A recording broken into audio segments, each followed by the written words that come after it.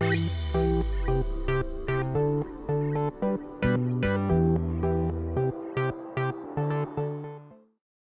My name is Kshitij Shrivastava and this is my video blog. So आज मेरे साथ हैं सर श्रीराम अयंगर, जो कि बहुत बड़े प्रोडक्शन डिजाइनर हैं। और ये कितने बड़े हैं इसका अंदाजा आपको इससे लग सकता है कि he has won every single award in 2016 for Bajirao Mastani, from national award to Filmfare to every award.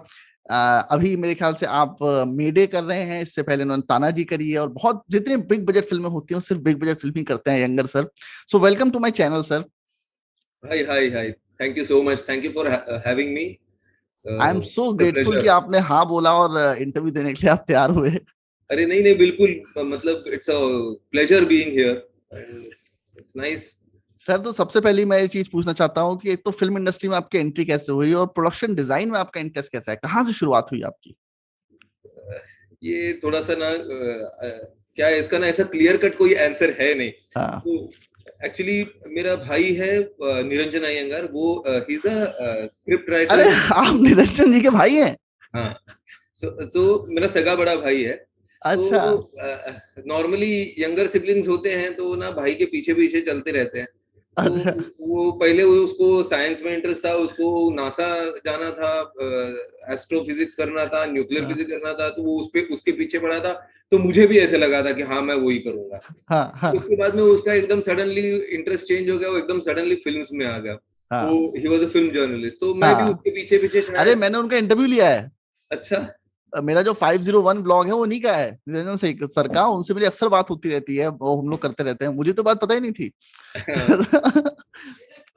तो शायद एनीवेज। सबकॉन्शियसली मैं उनके पीछे पीछे चला आया, ऐसा लगता है मुझे हाँ। After so many years. लेकिन कभी ऐसा मतलब मैं हमेशा उसको बोलता था कि यार इतने तेरे पहचान के लोग हैं, कभी मेरे को भी इंट्रोड्यूस करा, कुछ काम तो मिले। तो उसने बोला हम्म कि उसमें कोई मजा नहीं है, मैं किसी को हम्म बोलूं तू काम मिले करे, फिर उसमें you will never be happy. Hmm. Make true. It on your own. Hmm तेरे को पता चलेगा तेरा पोटेंशियल क्या है, and then hmm you will reach wherever you are suppose to reach. Hmm. That way he was a very good support. और मतलब और उसकी बात मैंने मानी है। Look where I am and I am very happy where I am. तो graduation में आपने सोचा था कि फिल्म लाइन में जाना है या उसी में नहीं जाता बिल्कुल हूँ? नहीं। नहीं नहीं, नहीं ऐसा कुछ बिल्कुल नहीं नहीं। था। तो आपके क्या प्लान्स थे उस टाइम पे? मैं तो मेरे को मैं तो इंजीनियरिंग करना चाहता था, फिर वो थोड़े मार्क्स कम पड़े तो साइंस ग्रेजुएशन कर लिया। फिर अच्छा। मन नहीं लगा, फिर हाँ। मैंने फिर एनिमेशंस किया। अच्छा, एनिमेशन किया आपने? हाँ एनिमेशंस किया था। फिर कहाँ से सर? मैंने ना इधर इंडिया से भी किया था, और फिर मैं यूएस गया था 2 साल। हाँ। एनिमेशन विजुअल मीडिया अच्छा, मैंने मतलब किया। सीरियसली आप उसको परस्यू कर रहे थे, एनिमेशन को? हाँ, लेकिन वो था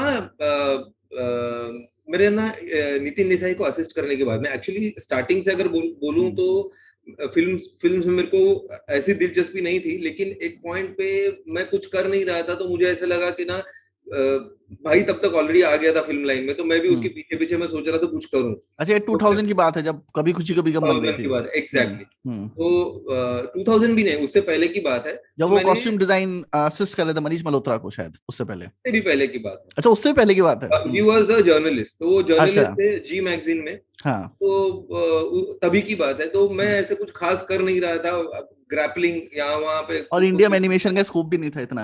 नहीं। हम्म। तभी मैंने किया भी नहीं था। तो ये हाँ। एकदम शुरू की बात है, जब ग्रेजुएशन हो गया निकल गया बाहर। तो हम्म। तभी ऐसा कुछ खास मेरे को डायरेक्शन नहीं मिल रहा था। तभी उसने बोला तू एक ना असिस्ट क्यों नहीं करता डायरेक्शन में। हाँ तो मैंने भट्ट साहब को असिस्ट किया था तभी जख्म पे।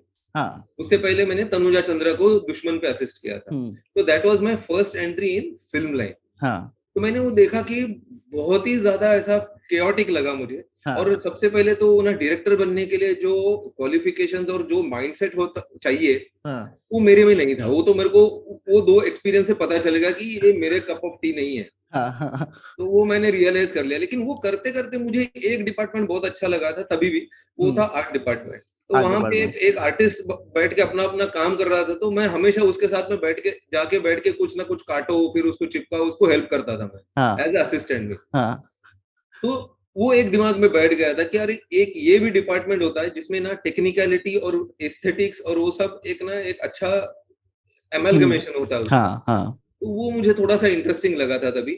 हम्म। लेकिन तभी भी डिसाइडेड नहीं था कि मैं यही करना चाहता हूँ। हाँ फिर उसके बाद में मैंने एनिमेशंस किया। मैं एक्चुअली दुश्मन में एक सीन था जहाँ पे डबल रोल का था, काजोल हाँ डबल रोल था, उसको मिक्स करके स्क्रीन हाँ पे डबल रोल दिखता है एकदम हाँ। सीमलेस।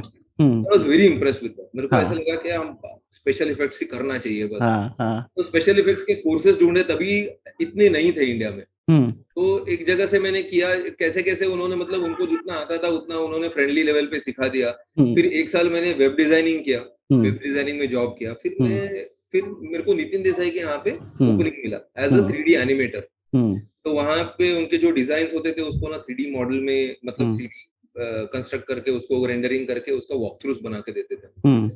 तो वो मेरा इंट्रोडक्शन था प्रॉपर आर्ट डायरेक्शन में।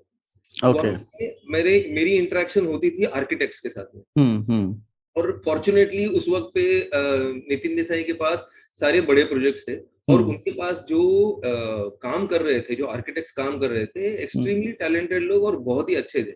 हम्म तो उनके पास से ना डिजाइन स्किल्स मेरे को सीखने को मिला। हम्म सो मैं ऑनेस्टली बोलूं तो मेरा जो इंट्रोडक्शन था वो बहुत अच्छी तरह से हुआ आर्ट डायरेक्शन में उनकी वजह से, इसीलिए मेरा इंटरेस्ट डेवलप हुआ उसमें। एंड आई अच्छा। Started study. उसके ऊपर मेरा फिर उसमें इंटरेस्ट आने के बाद में फिर तो उसी में घुसा हुआ था, तो वही पढ़ते थे, उसी के बारे में सोचते थे। हम्म और फिर उसको एक फाइनल फिनिशिंग टच जैसा बोलिए आप, तो मैं हम्म यूएस गया और वहां पे विजुअल मीडिया सीखा, जहाँ पे एक फॉर्मल एक ट्रेनिंग जो होता है, हम्म। एक फॉर्मलाइजेशन जो होता है, एक स्ट्रक्चर जो होता है, वो मेरे को मिला। अच्छा। तो वापस आने के बाद में हम लोग नितिन देसाई के पास में, मैं और सुजीत, हम लोग साथ में काम कर रहे थे तब तक। सुजीत आपके दोस्त?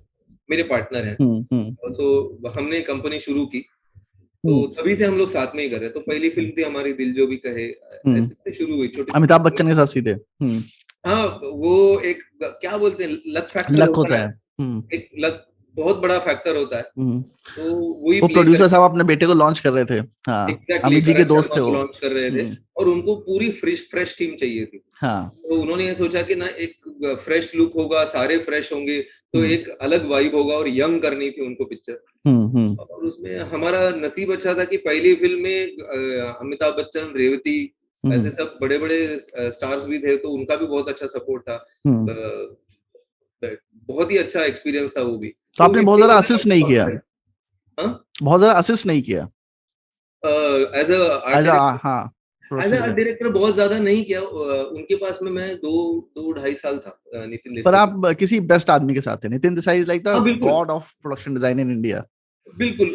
इट ऑल डिपेंड्स ऑन कौन से प्रोजेक्ट पे आप काम करते हो। हम्म। अभी बाजीराव मस्तानी में जिन्होंने असिस्ट किया उनके लिए तो हम इट वाज अ हमको भी, ह्यूज, हाँ, हाँ, एक्सपीरियंस।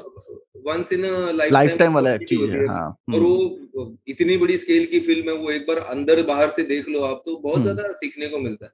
वही हाँ। था, तो एनडी के पास में हम लोग जब थे, हम्म तो बड़े बड़े प्रोजेक्ट्स आते थे उनके पास, हम्म देवदास, हम्म लगान, हम्म ऐसे ऐसे बड़े बड़े प्रोजेक्ट्स थे। तो hmm. You get to learn a lot. तो हाँ। डिजाइनिंग स्किल्स बोलो या एस्थेटिक्स बोलो या हम्म बड़े बड़े विजन्स बोलो, तो हम्म वहां से वो एक सीड अपने दिमाग में आ जाता है।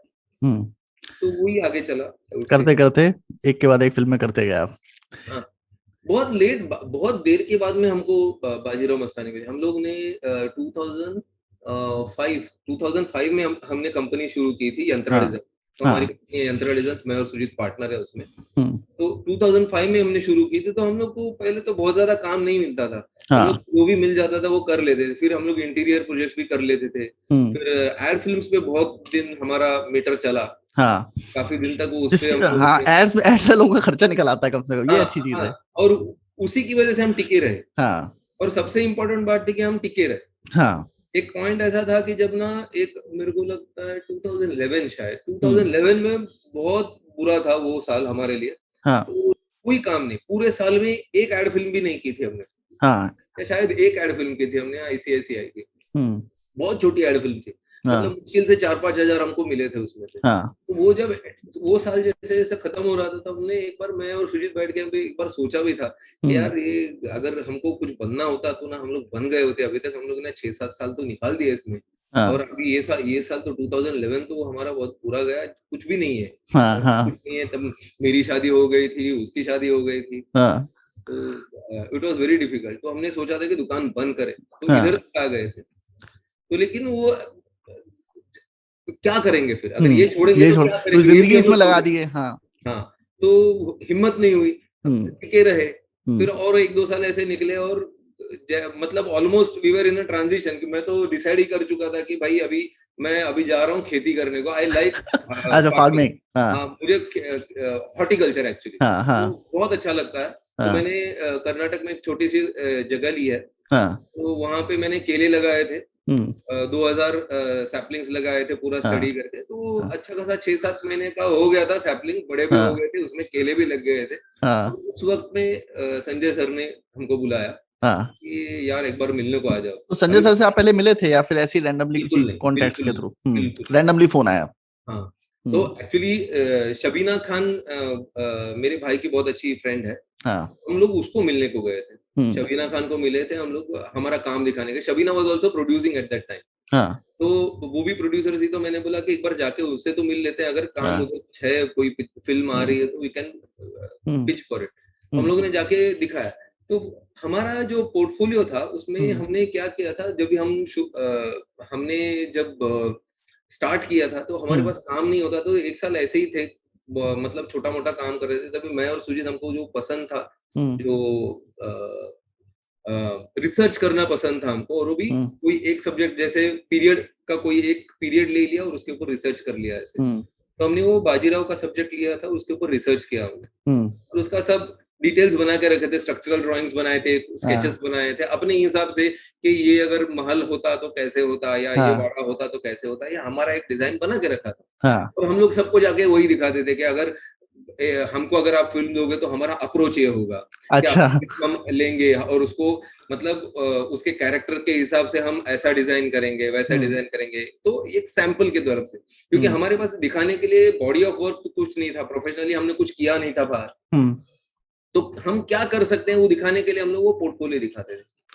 और वो कोइंसिडेंटली वर्क कर गया, संजय लीला वो भंसाली बना रहे थे। कोइंसिडेंटली हमने वो शबीना खान को दिखाया, तो हम्म। उसको ऐसे लगा कि हम एक्चुअली गए थे बाजीराव मस्तानी के लिए पिच करने। हाँ। तभी जस्ट बात चल रही थी कि बाजीराव मस्तानी फिर से शुरू होने वाली है। हाँ। तो शबीना ने एकदम क्लियरली बोला कि भाई वो फिल्म ऑलरेडी दूसरे किसी के पास है, हम्म। वासिक खान तभी कर रहे थे, हम्म। तो वो कर रहे हैं, तो उधर तो कोई मैं ये नहीं करूँ, रेकमेंड नहीं करूँ। बोला हम्म। उसके लिए आए ही नहीं हम। हम्म। हम खाली ये वी आर ये this is our portfolio and this is what we show to everybody. Hmm. तो ये हम क्या कर सकते हैं और हम्म। हमारा हमारा अप्रोच क्या होगा, हम्म। इसका एक सैंपल है। हाँ। तो उसने बोला ठीक है, मेरे 1-2 प्रोजेक्ट शुरू हो रहे हैं, तो मैं I will give you a call. Hmm. चलिए, फिर शबीना ने जाके संजय सर को बोला कि ऐसे ऐसे लोग हैं, एक बार आप मिल लो करके। हम्म। तो संजय सर ने रैंडमली ऐसे, संजय सर के ऑफिस से फोन आया। हम्म। तो हमको तो पता था कोई और कर रहा है, तो हमें हाँ। लगा कि बाजीराव नहीं होगा, दूसरी कोई फिल्म होगी, तो कोई बात हाँ। नहीं, संजय सर के साथ काम करने को मिले हम्म। तो कुछ भी चले। हाँ। तो हम तो चले गए। हम्म। फिर उन्होंने स्पेसिफिक एक वापस मैसेज आया नेक्स्ट डे कि आप जब आ रहे हो तो आपका जितना भी सारा रिसर्च है हम्म। सब लेके आना। हम्म। तो सब लेके गए। तो हम्म। उन्होंने वो पूरा देखा, बाजीराव मस्तानी का हमने जो ये बाजीराव का ही किया था, मस्तानी का हाँ। नहीं किया था। तो हाँ। शनिवारवाड़ा पे सब रिसर्च किया, तो वो उन्होंने देखा, इतने फोकस से देखा, हम्म। मतलब that interview that meeting rain for at least, मेरे हिसाब से तो ऐसा लग रहा था कि 3-4 घंटे बीत गए उधर हाँ। हाँ। उनके साथ में। बहुत सारे सवाल पूछे, ये कैसे कैसे दिखेगा, ये क्या होगा, तो he was hmm. Interested in that. तो उतना तो पता चल गया कि उनको इंटरेस्ट है इसमें। हम्म। तो फिर उन्होंने तो बोला तब तक आपको ये नहीं पता था फिल्म बनाना वाले हैं बाजीराव मस्तानी? आपको लगा हाँ, इतने इंटरेस्ट वे में क्यों देख रहे हैं? हाँ, और हाँ। हमें लगा कि ऐसे भी बाजीराव मस्तानी को तो उन्होंने दूसरे किसी को हायर कर ही लिया कर है। ही लिया होगा। हाँ। तो मतलब देख रहे हैं शायद दूसरी कोई प्रोजेक्ट होगी, उसके हाँ। हिसाब से देख रहे होंगे, तो हम हाँ। हमारे दिमाग में तो वही था। हाँ। और क्योंकि दूसरी भरोसा बात नहीं ये होता ना। थी, हाँ। हाँ, और दूसरी बात ये थी कि हमारे पास ना ऐसा कोई ऐसा बड़ा एक्सपीरियंस नहीं था हम्म। कि हम कि भाई हमने ये वाली बड़ी पिक्चर की है या वो वाली बड़ी पिक्चर की है, हम हैंडल कर सकते हैं। हम्म। तो मैं और सुजीत एकदम मतलब एड फिल्म्स करके गए थे। हाँ। तो हमने क्लियरली एक दिन उनको बोला मीटिंग में, दूसरी तीसरी मीटिंग में, कि हम्म। हमारे पास एक्सपीरियंस तो कोई नहीं है या ऐसा दिखाने के लिए कोई नहीं है, लेकिन ये सब्जेक्ट है, इसके ऊपर वी आर वेरी कॉन्फिडेंट कि हमको एग्जैक्टली मालूम है क्या करना है। हाँ। So that confidence we had कि हाँ।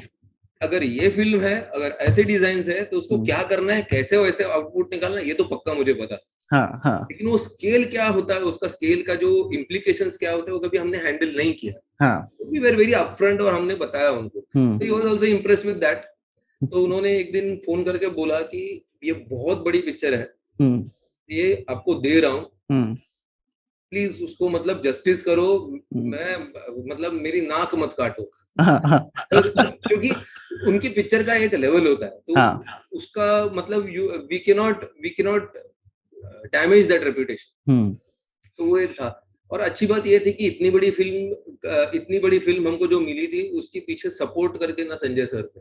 हम्म तो उनका एक्सपीरियंस भी था, तो हम्म कहाँ कहाँ पे क्या क्या प्रॉब्लम हो सकती है इसका तो उनको ज्यादा आइडिया था। तो हम्म टाइम उन्होंने टाइम हेल्प करी आपको थ्रू हाँ, आउट। टाइम टाइम पे बता दे कि भाई इसको ना अप्रोच ऐसा करो, हम्म ऐसे ना करो, तो सही होगा। तो एंड वी फॉलोड। हाँ। तो that was a very big film for us, तो it turned out very well. So ये कब पहले पता चला आपको कि आपको फिल्म फेयर मिल रहा है, नेशनल अवार्ड मिल रहा है? मतलब उस टाइम पे कैसा लग रहा था जब ये एकदम सारे अवार्ड मिलने लगे, क्योंकि इतने साल आप रहे फिल्म इंडस्ट्री में and unrecognised your talent was, तो एकदम से सारी चीजों में लगती है ना, बिकॉज जैसा कि मुझे पता है कि आपको सारे अवार्ड मिले थे उस साल 2016 में। कोई क्या हुआ वो, एक तो ना उस साल में हमने इतना काम किया था, 21 महीने हमने ना बस सिर्फ बाजीराव मस्तानी के ऊपर सोच रहे थे, हाँ। कुछ भी नहीं किया दूसरा, हम्म मतलब कोई भी चीज नहीं की, ना घर में कोई कंट्रीब्यूशन था, ना हम्म दोस्तों के साथ कोई कंट्रीब्यूशन था। सवेरे उठते थे, सेट पे जाते थे, वही करते थे, रात को लेट आते थे, सो जाते थे, फिर से वही। हम्म 21 मंथ्स हमने बस यही किया। हाँ। तो उसके बाद में ये जब हुआ ना ऐसे, हम्म मतलब वो रजिस्टर ही नहीं हुआ। मेरे को तो हम्म 2 साल लग गए ये रजिस्टर होने के लिए, कि भाई हमने कुछ प्रोडक्ट बनाया, वो अच्छा लग रहा है लोगों को और लोग उसको अप्रिशिएट भी कर रहे हैं, वो हाँ समझ में ही नहीं आ रहा। 2 साल हाँ, ऐसे ही लग गए कि पता ही नहीं समझ चला। नहीं। हाँ, तो अभी अभी वो ट्रॉफीज देखता हूँ तो ऐसा लगता है कि हाँ अभी कुछ किया था अपन। तो इट फील्स नाइस, लेकिन उस वक्त में कुछ कोई मतलब कोई सेंस ही नहीं था उसका। हम्म। तो फिर उसके बाद तानाजी कैसे मिली आपको? वैसे तो नाम हो चुका था आपका, पर ये भी पीरियड फिल्म है, वो भी पीरियड फिल्म है।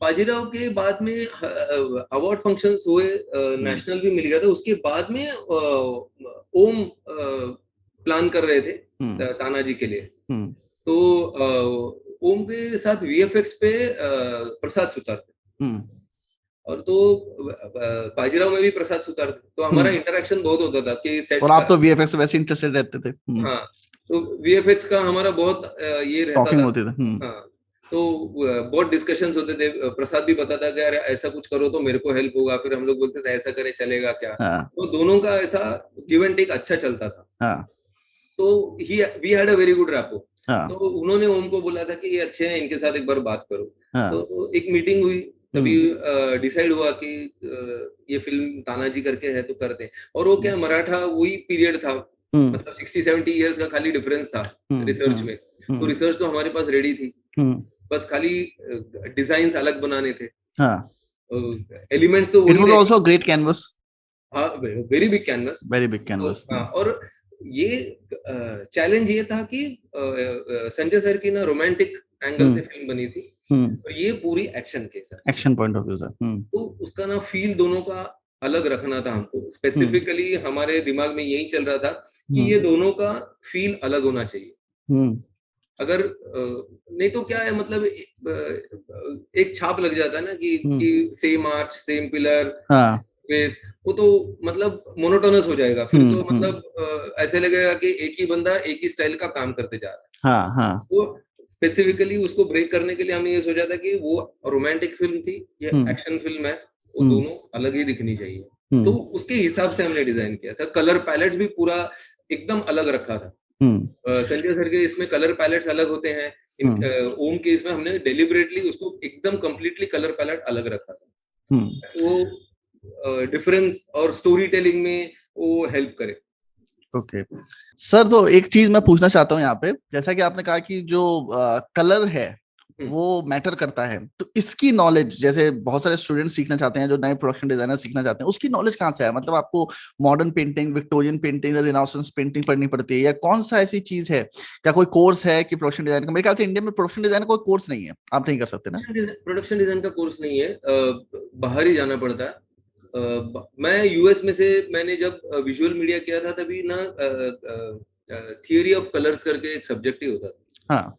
तो वो वहां से मैंने सीखा था। और काफी हद तक ना फिल्में देख के भी एक आइडिया सेंस लग जाता है। अगर अच्छी फिल्में देखी हो तो उसका एक सेंस आ जाता है। और ना जैसे हम ड्रीमी सीक्वेंस है तो आप पीछे व्हाइट कर दोगे, और हाँ, अगर थोड़ा एक्शन सीक्वेंस है थोड़ा रेडिश कलर बढ़ा दोगे, वैसा कुछ ऐसा ना स्पेसिफिक ऐसा नहीं फॉर्मूला है। कोई नहीं है। हाँ। स्पेसिफिक ऐसा फॉर्मूला कोई नहीं है। तो हम्म। It is always about contrast. एक कलर के साथ में दूसरा कलर जो कॉन्ट्रास्ट करता है या कॉम्प्लीमेंट करता है, हम्म। इसके ऊपर से मूड्स बनते हैं। ये मेरा हम्म। मानना है। हाँ। तो it is all about what grammar you set. अपना एक ग्रामर लेके चलो और वो हम्म। ग्रामर को आप अगर कंसिस्टेंटली फॉलो करोगे तो हम्म। एक एक लैंग्वेज बन जाती है। हाँ, तो तो बहुत उससे ज्यादा डिफरेंशिएट भी हो जाता है कि डिफरेंट प्रोडक्शन डिजाइनर का सेट देखो तो आप बता सकते हो ये देख के कि अरे इनका सेट है, हाँ। एक तो सिग्नेचर रहता है। हाँ, वो वो स्पेसिफिकली हमने वो कोशिश की कि वो पता ना चले हम्म। मुझे। मतलब बाजीराव में हम्म। बाजीराव में हमने जो काम किया था हम्म। वो बहुत अलग था। और हम्म। तानाजी में जो किया था वो बहुत ज्यादा अलग था। तो हाँ। ऐसा लगना नहीं चाहिए कि अरे दोनों आर्ट डायरेक्टर सेम है या प्रोडक्शन हम्म। डिजाइनर ये सेम है। हाँ। क्योंकि दोनों फिल्म की रिक्वायरमेंट ही अलग थी। हम्म। मतलब production designer is not important है, हाँ। वहां पे जो स्टोरी टेलिंग है वो इम्पोर्टेंट हो जाती है। ये हम्म। रोमांटिक फिल्म है और हम्म। वो एक्शन फिल्म है। तो हाँ। रोमांटिक फिल्म की रिक्वायरमेंट अलग है, उसके कलर्स जो है सॉफ्ट और वो सब है, वो हम्म। वो आनी चाहिए। और ये एक्शन फिल्म है, इसमें ज्यादा greys, dark greys, blacks, reds, ऐसे ऐसे कलर्स में हमने ये किया। अच्छा अच्छा। आपने सर दो शब्द इस्तेमाल किए जिसके जिसको लेकर बच्चे काफी कंफ्यूज रहते हो, मैं भी मुंबई में काफी कंफ्यूज था, प्रोडक्शन डिजाइनर और आर्ट डायरेक्टर। इन दोनों में क्या डिफरेंस होता है और क्या काम होते हैं इनके? हाँ, ये टेक्निकली स्पीकिंग आर्ट डायरेक्टर जो होता है, पहले ना इंडिया में पहले आर्ट डायरेक्टर ही था। हाँ, प्रोडक्शन तो डिजाइनिंग होता वो था एक मतलब प्रोडक्शन डिजाइनर वो बाद में आया और वो हॉलीवुड से। हाँ वो वेस्टर्न सिनेमा से आया है, वहां पे वो हम्म। लोग करते हैं वैसा। हम्म। वो प्रोडक्शन डिजाइनर जो एक्चुअल प्रोडक्शन डिजाइनर जो हॉलीवुड का होता है, उसका हम्म। जॉब ये है कि हम्म। फिल्म कैसी दिखेगी, हाँ, इसका पूरी रिस्पॉन्सिबिलिटी उसकी होती है। एक तरह से जैसे आर्किटेक्ट हो गया वो। आर्किटेक्ट भी नहीं, उससे हम्म। भी थोड़ा आगे। कि हम्म। उसको ना कैमरा का भी अंडरस्टैंडिंग होना चाहिए, उसको हम्म। लाइटिंग का भी अंडरस्टैंडिंग होना चाहिए, उसको कॉस्ट्यूम का भी अंडरस्टैंडिंग होना चाहिए। हम्म। ओवरऑल फिल्म जो हम्म। स्क्रीन पे आपको जो इमेज दिखेगी, वो इमेज कैसे बननी चाहिए और क्यों ऐसे बननी चाहिए, उसका एक हम्म। लॉजिक उसके पास होना चाहिए। हाँ। अगर कोई अगर कोई सॉफ्ट स्टोरी है तो हम्म। किसी को ऐसा लगेगा कि हाँ ये पूरी पिक्चर ना हम लोग सॉफ्ट रखते हैं, स्लो मूविंग रखते हैं, हम्म। इसको एक डेलिकेटली ट्रीट करते हैं। हम्म। ये एक ट्रीटमेंट हुआ, ये हम्म। प्रोडक्शन डिजाइनर का। हम्म। दूसरी एक फिल्म है, अगर एकदम एक्शन फिल्म है, रफ फिल्म है एकदम, या समझो वॉर फिल्म है, तो हम्म। उसका एक अलग टोन होगा, उसके एक ना अलग टेक्सचर्स होंगे, रफ हम्म। और ड्राई, और ये ऐसे हो सकता है, ये भी हम्म। एक थीम हो सकती है। तो ये हम्म। मैं एकदम क्लीशे आपको एग्जांपल्स दे रहा हूँ। हाँ। तो ये जो लुक फाइनल करना जो हम्म। काम है वो प्रोडक्शन डिजाइनर का है। तो हम्म। उसमें सारी चीजें आ गई। हम्म। जैसे कि आपके कितना सैचुरेशन होना चाहिए फ्रेम का, हम्म। उसके कलर्स क्या होने चाहिए, हम्म। उसका बैकग्राउंड क्या होना चाहिए, फोरग्राउंड क्या होना चाहिए, हम्म। कॉस्ट्यूम्स क्या होने चाहिए, हम्म। लाइटिंग कैसी होनी चाहिए, ये हम्म। सारा आता है प्रोडक्शन डिजाइन के हम्म। अंदर। इंडिया में इतने डिटेल तक हम लोग पहुंच नहीं पाए हैं। वो हम्म। अभी तक वो कॉन्सेप्ट शायद यहाँ पे इतनी सीप नहीं हुई है। धीरे हाँ। धीरे हो जाएगी, जैसे जैसे नए लोग आते हैं, they are open to ideas, और उनके ना हम्म। थोड़े थॉट प्रोसेस भी वाइडर हैं। तो हाँ। धीरे धीरे हो जाएगी और they will start appreciating production designers more. More. हम्म। तो वो अभी टाइम है थोड़ा सा, ऐसा मुझे हम्म। लगता है। फिलहाल तो हम लोग तो थोड़ा सा आर्ट डायरेक्टर से दो दो स्टेप्स आगे चल के हम लोग काम कर रहे हम्म। हैं। अभी आर्ट डायरेक्टर नॉर्मली क्या करता है, आर्ट डायरेक्टर का एक लिमिटेड रोल होता है। हम्म। वो स्क्रिप्ट के हिसाब से एनवायरनमेंट क्रिएट करता हम्म। है। अगर किसी का अगर फ्लैट का लिखा हुआ है डायरेक्टर ने, या स्क्रिप्ट पे अगर स्क्रिप्ट में अगर फ्लैट लिखा हुआ है, तो हम्म। एक फ्लैट में जाके फ्लैट का सेट लगाएंगे, वो शूटिंग फ्रेंडली करेंगे, उसके कलर स्कीम और उसमें रहेंगे, उसकी प्रॉपर्टीज में। हम्म। फिर वो लाइटिंग के इसमें नहीं घुसेगा, फिर हम्म। कॉस्ट्यूम में नहीं घुसेगा, हम्म। ओवरऑल लुक में नहीं घुसेगा, मूवमेंट में नहीं घुसेगा हम्म। कैमरा पे। तो ये आर्ट डायरेक्टर का लिमिटेशन है। मतलब आर्ट हम्म। डायरेक्टर एक तरह से एक स्पेसिफिक एरिया में हम्म। डिटेल अपना काम करता है। जैसे कि कॉस्ट्यूम डिजाइनर अपना एकदम फिक्स कि ये कॉस्ट्यूम्स है, एक्टर्स हम्म। ये है, उनका मूड ये है, स्टोरी ये है, सीन ये है, उसके हिसाब से कॉस्ट्यूम बनाते हैं। वैसे ही आर्ट डायरेक्टर भी सीन ये है, एनवायरनमेंट ये है, मूड ये है, तो उसके हिसाब से स्पेस बनाते हैं। प्रोडक्शन डिजाइनर ये सारी चीजें लेके उसको पूरा ओवरऑल कैसे दिखाना है स्क्रीन को, वो डिसाइड। मेन डायरेक्टर होता है प्रोडक्शन डिजाइनर इसका सेट का। हाँ, हाँ, एक तरह से कह सकते हैं। हाँ, एचओडी डेफिनेटली डायरेक्टर ही करवाता है। हाँ, और ऑफ कोर्स सबका ना ये कोलैबोरेटेड एफर्ट है, मतलब ये एक आदमी का नहीं है। फिल्म मेकिंग ऐसी आर्ट है मेरे ख्याल से दुनिया की ऐसी, जिसमें आप अकेले कुछ नहीं कर सकते। हाँ, बिल्कुल बिल्कुल। तो ऐसे एक बंदे का काम ही नहीं है वो, तो it is a collaborated effort. But क्या है ना, किसी किसी का अगर रोल डिफाइंड होगा तो थोड़ा काम आसान इजी हो जाता है।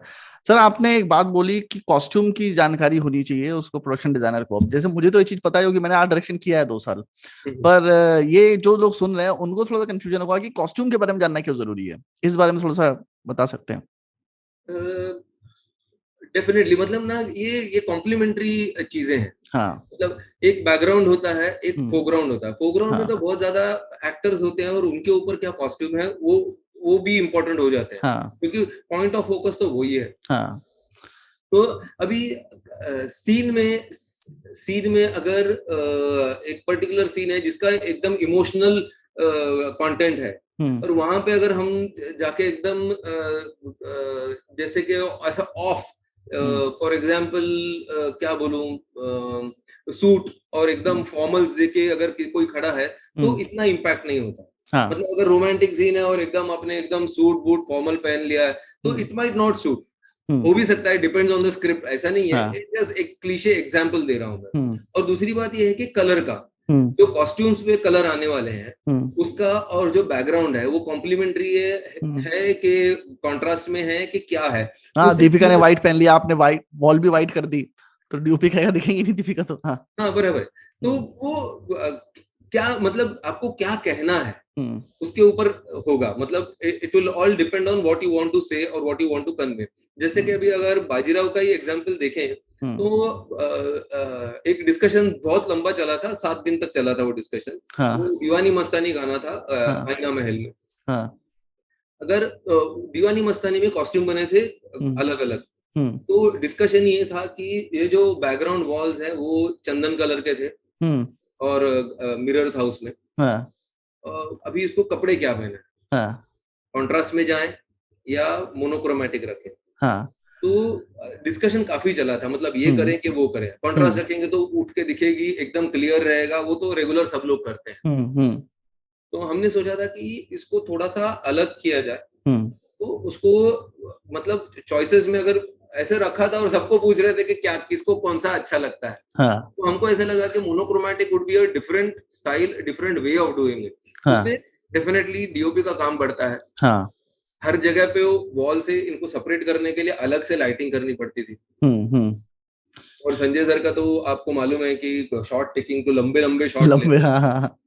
तो लाइटिंग में बहुत बहुत मेहनत की थी सुदीप दा ने। तो दैट वाज मतलब ब्रिलियंट। मतलब उनके पास से जो है बहुत कुछ सीखा मैंने, सीखने को मिला। संजय सर से भी बहुत सीखने को मिला और सुदीप दा से भी बहुत सीखने को मिला। जो अभी अंडरस्टैंडिंग है फिल्म मेकिंग की, वहां से कहीं ना कहीं 2 साल में वो मेहनत करके भी काफी इंक्रीज हुआ होगा।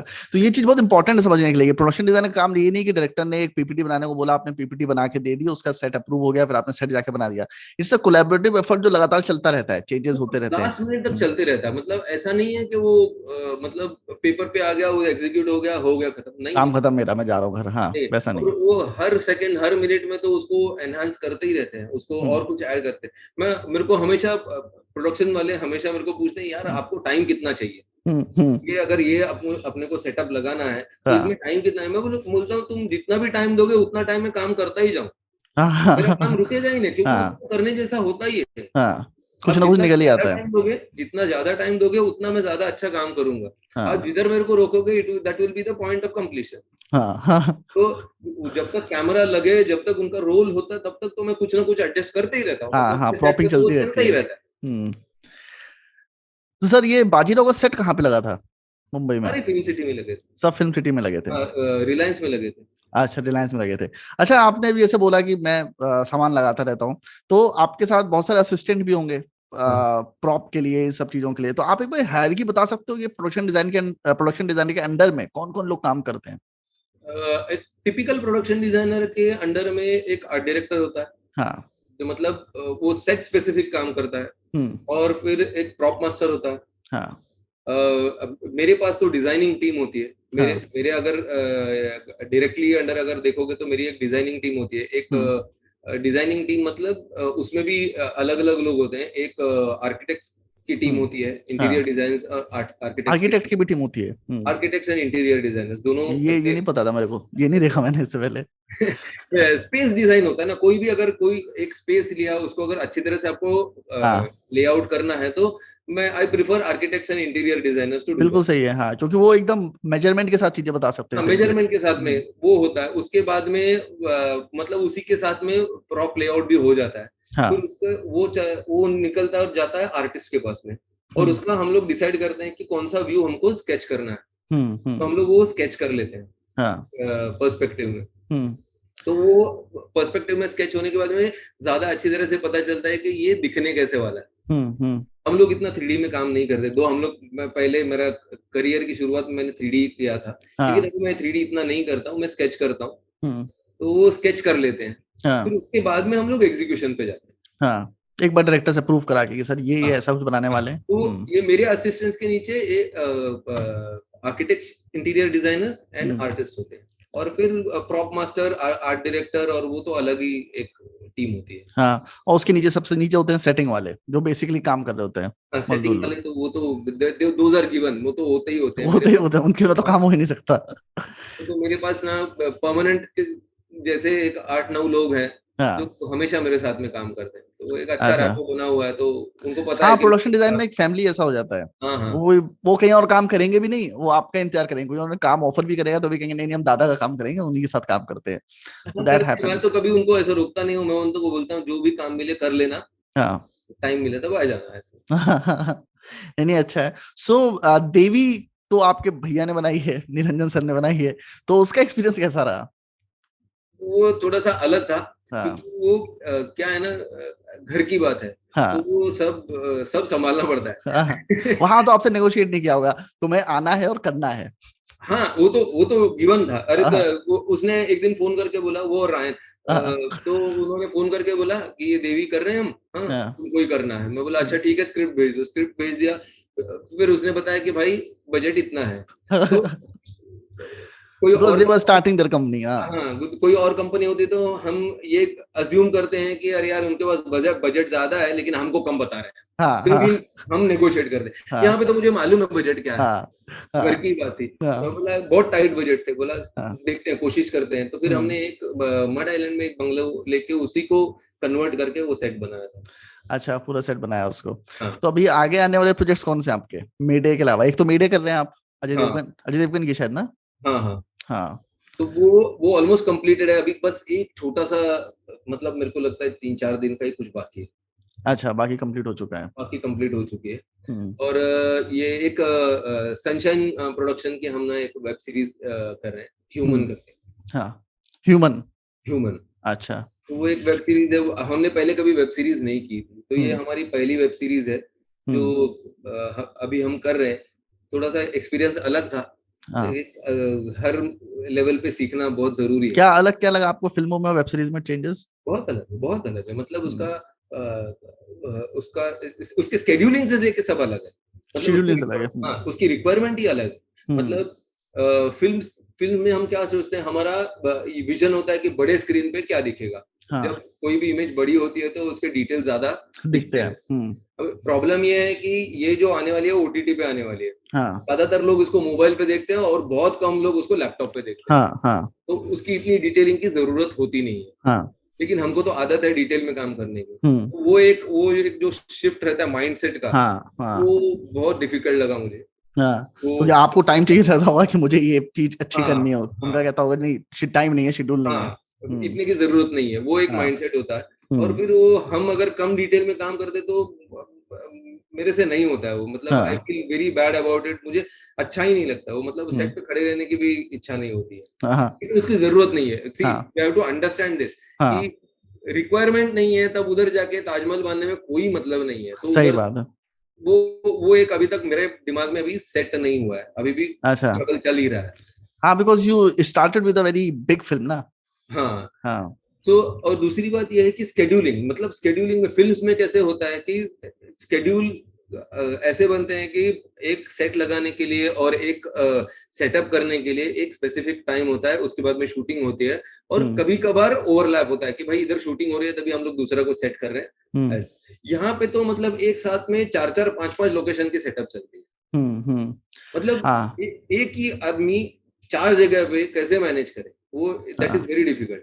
और मुझे तो आदत है कि हर हर सेट पे जाके हर जगह देखना पे ही है। जाके हर चीज पे मेरी नजर होती है, तो that became very difficult which was like आप ऑलमोस्ट एक्चुअली इम्पॉसिबल। बहुत डिलीजेंट है। मैं तो ऐसे ऐसे लोगों के साथ काम किया है जो सेट पे सुबह आते थे, प्रोडक्शन डिजाइनर्स, और फिर चले जाते थे दूसरे एड्स पे। 3-3 एड उनके चल रहे हैं सेपरेट जगहों पे, एंड फिर रात में आके बात करते हैं, सब सही रहा, असिस्टेंट छोड़ के चले जाते थे। So you are very good at this, that's why you won national awards, because I think ये बहुत जरूरी है। You are very honest with your work. Eventually क्या है ना कि डायरेक्टर मेरे से बात कर रहा है, हाँ। मेरे को इन्फॉर्मेशन दे रहा है। अभी हम्म।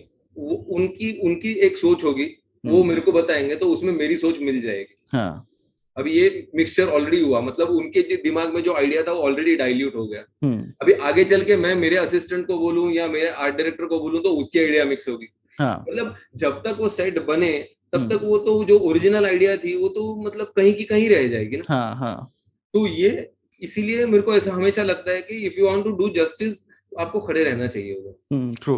और और और मेरे को ऐसा लगता है कि मेरी जो हर डिजाइन है उसमें आई am very positive about those design. तो हम्म। मुझे ऐसा लगता है कि मैंने ये किया है तो ये ऐसे ही होना चाहिए, वो किया है हाँ। तो वैसे ही होना चाहिए, क्योंकि ये हाँ। डिसाइडेड है।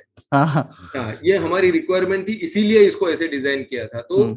वो जब तक वो फाइनल नहीं हो जाता तब तक डिजाइनिंग में हम लोग काम करते हैं। एक बार वो डिजाइन फ्रीज हो गई तो फिर मेरे को उसमें चेंजेस अच्छे नहीं लगते।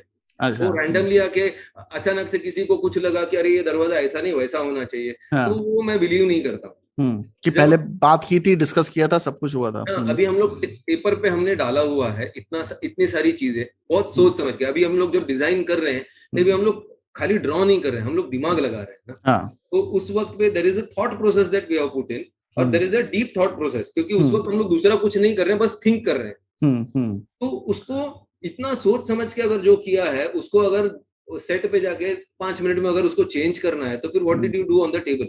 Table true. पे आपने सही तरीके से दिमाग नहीं चलाया ना। हाँ। ये मेरा लॉजिक है। हाँ, नहीं, बिल्कुल सही है, बिल्कुल सही है। हमारे यहाँ पे होता है कि बहुत बार लास्ट मिनट में चेंज करते हैं, और वो लास्ट मिनट में जो चेंज करते हैं उसके हम्म। रेपरकेशंस बहुत होते हैं। वो बजट हाँ। अफेक्ट करता है, वो लुक अफेक्ट करता है, वो कंफ्यूजन क्रिएट करता है। हम्म। तो ये सारी चीजें मुझे पसंद नहीं, इसीलिए मैं हर सेट पे हर जगह लोकेशन पे मैं जाना पसंद करता हूँ। कि कोई भी इशू हो तो मैं एटलीस्ट देखूं उस चीज को। हाँ, तो हो रहा है तभी मैं बोलूँ, अगर हम्म। टाइम कम है तो टाइम को मैनेज करूँ। हम्म। अभी 10 चीजें हैं उसमें अगर मेरे को 2 कॉम्प्रोमाइज करनी है हम्म। तो कौन सी 2 कॉम्प्रोमाइज करनी है ये मैं डिसाइड करूँ। ट्रू। सर ये बताइए, डू यू थिंक कि स्टूडेंट्स के लिए या यंगस्टर्स के लिए production design is a good field to enter into in film line, वो those who are definitely interested? वो डेफिनेटली अगर अगर आपका टेक्निकल माइंडसेट है, हम्म। आपको अगर टेक्नीशियन बनना है। हम्म। देखिए मोस्टली लोगों को ना एक्टर बनना होता है, वो लाइन हाँ, स्पॉटलाइट होता है। अगर आपको 99%। आपको टेक्नीशियन बनना है, आपका इंटरेस्ट अगर डिजाइनिंग में है, तो definitely definite production design is a great place to start with. वो पूरी फिल्म हैंडल करने की क्षमता रखता है। हम्म। आगे चल के तो प्रोडक्शन डिजाइनर और भी ज्यादा इंपॉर्टेंट होने वाले हैं। हाँ। हाँ, तो जिस प्रोडक्शन तरह के डिजाइनर फिल्म सेट्स बन रहे हैं इस वक्त, हाँ, जिस तरह के अच्छे डायरेक्टर्स production आ रहे हैं। designers will have to know camera, they will have to hmm. know costume, they will have to know VFX। हम्म। तो ये सारी चीजें उनको आनी चाहिए आगे चल के। तो तो ये बेसिकली एंट्री के टाइम क्या क्या चीजें आपको लगता है कि लड़के को आनी चाहिए जब वो मुंबई आए, तो ये चीज उसके अंदर होंगी? तो बेसिकली मैं इसको इस तरह से कोट करता हूँ कि आप एक असिस्टेंट ढूंढ रहे हैं और मुंबई के बाहर कुछ लड़के हैं जो आपको असिस्ट करना चाहते हैं, तो ऐसी कौन सी 5-6 क्वालिटीज हैं जो आप उनके अंदर देखोगे, आप उनको बोलोगे ठीक है तू मुझे असिस्ट कर सकता है? तो वो उस तरह से बताइए। अभी देखिए दो दो अलग अलग तरह की रिक्वायरमेंट होती है। हम्म। एक होता है सेट हैंडल करना, जो शूटिंग हम्म। हैंडल करते हैं। हाँ। हाँ, वो एक होता है, और एक होता है डिजाइनिंग एरिया। हम्म। अगर आपको प्रोडक्शन डिजाइनर बनना है तो हम्म। आपको डिजाइनिंग आनी चाहिए। हाँ। तो आपको अगर एक्चुअल प्रोडक्शन डिजाइनर बनना है तो आपको मेरे को ऐसा लगता है कि minimum minimum qualification should be, आपको इंटीरियर डिजाइन आना चाहिए। हम्म। आपको स्पेस, अगर कोई एक स्पेस दिया, मैंने बोला हम्म। कि 10 बाय 12 के एक एक स्पेस है, उसको डिजाइन करो, एक रूम बनाओ या बेडरूम बनाओ जो भी हो, तो हम्म। वो आपको लेआउट बनाने को आना चाहिए। हम्म। तो that is the absolute basic requirement. फिर हम्म। उसके अंदर वो जो बंदा है उसकी खुद की जो एस्थेटिक्स है, उसने जो देखा होगा, उसको कौन सी चीजें अच्छी लगती है, वो जो एलिमेंट्स ऐड करेगा, that will have its own effect. लेकिन बेसिक तो रूम को आप किस तरह से ब्रेक डाउन करते हो और कैसे कैसे उसको लेआउट बनाते हो, कैसे डिजाइन करते हो स्पेस को, वो ये तो काफी टेक्निकल फिर रिक्वायरमेंट हो गई। बिल्कुल टेक्निकल है। तो मैं हायर करता हूँ तो मेरे को मेरे दिमाग में जो है वो बेसिकली आपको पेपर पे डाल के उसको फॉर्मलाइज करना है। मैं खाली आइडियाज देता हूँ कि हाँ यहाँ पे खिड़की होगी तो ये अच्छा होगा, वो होगा, लेकिन वो बेसिक जो स्पेस है वो आपको डिजाइन करना ही आना चाहिए। अच्छा, और प्रॉप मास्टर की क्या वो होनी चाहिए रिक्वायरमेंट्स? मतलब प्रॉप मास्टरिंग के लिए कोई आदमी जाना चाहता है, ये प्रॉप का काम करूंगा, तो उसके लिए क्या बेसिकली क्या काम होता है प्रॉप्स में? वो ना बहुत एस्थेटिक लेवल का काम होता है कि अभी क्या है कि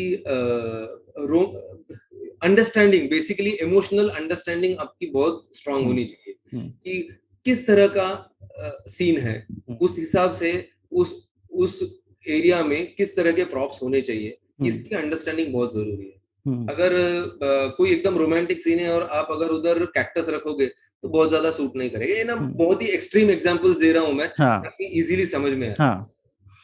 कोई ऐसा करेगा नहीं, ऑफ कोर्स करेगा नहीं। और नहीं कर सकते, नए बच्चे को भरोसा नहीं आजकल बच्चों का। करेंगे, उसका भी अगर कोई एस्थेटिक उसमें कुछ है और वो भी अच्छा लगेगा तो कर सकते हैं। ऐसा ना आर्ट का प्रॉब्लम हुई है कि ना उसका कोई ऐसा फॉर्मूला, सब्जेक्टिव है बहुत ज्यादा, इट इज वेरी सब्जेक्टिव। तो यही है कि आप रेलेवेंट चीजें रखने को आना चाहिए और आइडेंटिफाई करने को आना चाहिए। और मतलब प्रॉप वाले को एक स्क्रिप्ट रीडिंग का सेंस भी होना चाहिए ताकि वो स्क्रिप्ट रीड करके करना चाहिए, ऑब्जेक्ट्स निकाल सके।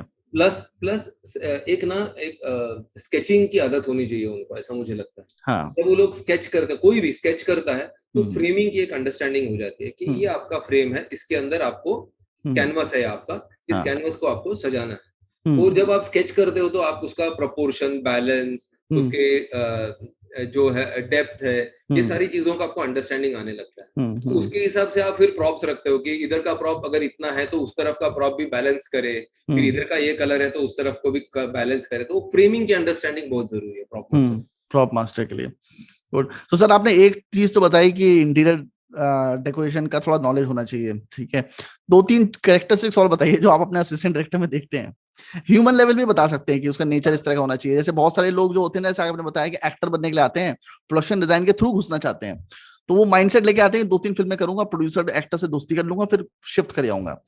सो सिखाने में तो आपको उतना ही टाइम लगेगा उसको, भले वो इंटर्न लेवल पे आए। तो कैसी क्या चीजें हैं जो आप देखते हो, 3-4 चीजें और जो?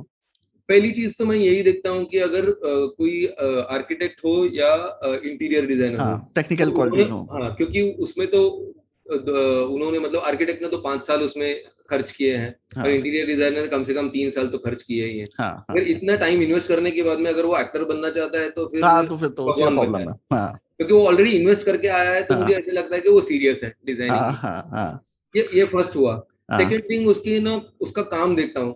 बिल्कुल फ्रेशर होगा तो भी मैं उसका काम देखता हूँ। हर एक का एक ना सेंस होता है, और उसकी स्ट्रॉन्ग पॉइंट्स क्या है, वीक पॉइंट्स क्या है, वो देखता हूँ। और उसके जो स्ट्रॉन्ग पॉइंट्स है, अगर वो मेरे काम में आती है तो डेफिनेटली मैं काम करवाता हूँ। और मैं, मेरे पास जितने भी लोग काम करते हैं, वो जो चीज में अच्छे हैं वही मैं करवाता हूँ। अगर कोई एक तरह के डिजाइनिंग में अच्छा है, जैसे कि सॉफ्ट फर्निशिंग, फैब्रिक और इसमें अच्छा है, और फ्रेमिंग में अच्छा है, तो मैं उसको उठा के डिजाइनिंग में नहीं डालूंगा, उसको उठा के मैं सेट ड्रेसर करके डालूंगा। तो जो उसको अच्छा लगता है वो अच्छे से करेगा। अगर कोई है अच्छा लेआउट बनाता है, कोई स्पेस दे दो उसको, एकदम अच्छी तरह से लेआउट बनाएगा, एकदम प्रॉपरली अच्छे बैलेंस में उसका लेआउट बनाएगा, उसके एलिवेशंस बनाएगा, उसके डिटेलिंग करेगा, तो उसको मैं डेफिनेटली डिजाइनिंग में रखता हूँ। मैं उसको उठा के सेट पे नहीं डालूंगा, क्योंकि उसका काम इधर अच्छा है। जो आप अच्छा करते हो वही आप करो, वही आपको आगे लेके जाएगा। सेट ड्रेसर का क्या काम होता है सर? सेट ड्रेसर का सबसे इंपॉर्टेंट काम ये है कि ना कैमरा समझे। अगर आपको कैमरा समझ में आ गया कि कैमरा यहाँ पे लगा है और ये फ्रेम है और ये मूवमेंट है, तो वो कहाँ कहाँ पे जा रहा है कैमरा, और वो सारी चीजें आपकी प्रॉपरली सेट है कि नहीं, ये बहुत इंपॉर्टेंट है। अभी स्क्रिप्ट पढ़ के भी हमको समझ में आ जाता है कि शायद ये सीन में कैमरा बहुत ज्यादा घूमने वाला है या स्टैटिक रहने वाला है। ये थोड़ा सेंस आ जाता है काम कर करके। तो वैसे आएगा तो फिर हम डिसाइड करते हैं कि भाई इसको ना ये कॉर्नर में हम लोग फ्रेम सेट करते हैं, और टीओपी को बोलेंगे, डायरेक्टर को बोलेंगे ये एंगल में शूट करिए, अच्छा लगेगा। तो वो पूरा सेटअप करने को आना चाहिए कि उधर कैमरा लगे तो पूरा बैलेंस में दिखे, उसके कलर्स अच्छे लगे, फोरग्राउंड बैकग्राउंड वो सब, उसकी डेप्थ अच्छी तरह से मिले, सेपरेशन अच्छा हो, लेयर्स अच्छे हो उसके बीच। तो ये सब इम्पोर्टेंट चीजें थी। हाँ। अच्छा सर, अब एक लास्ट क्वेश्चन मैं आपसे पूछना चाहूंगा कि Sanjay Leela Bhansali as a film maker से आपको क्या क्या सीखने को मिला? एस्थेटिक्स। एस्थेटिक्स। हाँ, मैं अपने आप को बहुत ही टेक्निकल ओरिएंटेड मानता हूँ। मेरी हर चीज एकदम टेक्निकल होती है कि मेरा सब होता है 2+2=4, 4+4=8, इस हिसाब से चलता हूँ मैं, मतलब एकदम मेरा मैथमेटिकल होता है। एस्थेटिक्स मैं उनसे सीखा, वो एस्थेटिक्स 2+2 में नहीं आता है। हाँ। तो अगर डांस भी कोई कर रहा है तो 1 2 3 4 1 2 3 4 करके भी कर सकता है, हाँ। लेकिन उसमें ग्रेस हो। हाँ, वो जो वो ग्रेस वाली बात होती है, तो कोई डांसर, गोविंदा जैसे डांसर होते हैं, उनका तो ताल तो पक्का ही है, 1 2 3 4 पे ही आता है, लेकिन उनका एक ग्रेस होता है, एक कुछ तो ऐड करते हैं, एक्स फैक्टर। हाँ, हाँ, इमोशंस और वो जो फील के साथ में डांस करते हैं, वो उससे ग्रेस आ जाता है, उनका डांस अच्छा लगता है। वो जो ग्रेस मुझ में नहीं था, वो ग्रेस संजय सर से मैंने सीखा। ओके, चलिए sir, thank you for your time. मैंने आपका 1 घंटा ले लिया, काफी हम लोगों ने अच्छी अच्छी बातें थैंक करी। You so much for having. I think you have helped so many guys who do not understand the terminology that is used in the industry. और उसके अलावा सेट पे प्रोडक्शन डिजाइन के अंदर में लोग काम क्या करते हैं वो भी आपने बहुत डिटेल में लेबोरेटली बताया। And again my best wishes to you for your future endeavours. आगे की सारी फिल्में जो आपकी हैं वो सब अवार्ड लेके आए, सब आपको नेशनल अवार्ड और फिल्म फेयर अवार्ड दिलाएं। That is my thank you blessing. So much, you are so sweet. चलिए सर, मिलते हैं हम लोग। मैं मुंबई आता हूँ, फिर आपसे मिलता हूँ। जरूर जरूर जरूर। Okay sir, thank you for your time. Bye.